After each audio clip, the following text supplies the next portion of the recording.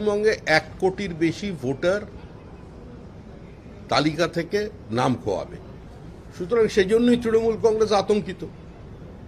পশ্চিমবঙ্গের বিভিন্ন সীমান্তবর্তী জেলার জনসন্তুলনকে পরিকল্পিতভাবে আন্তর্জাতিক চক্রান্তের মাধ্যমে পরিবর্তিত করে ফেলা হয়েছে।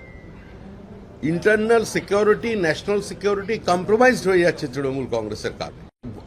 লোকের নাম এখানে চলে আসছে,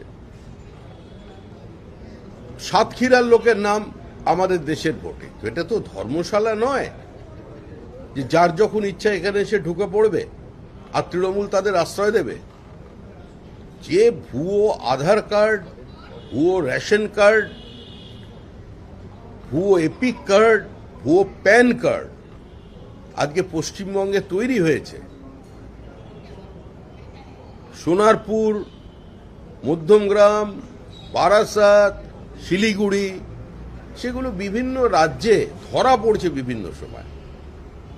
তো স্বাভাবিকভাবেই ম্যাপিংয়ের গন্ডগোল পাওয়া যাবে, এটাই তো প্রত্যাশিত ছিল।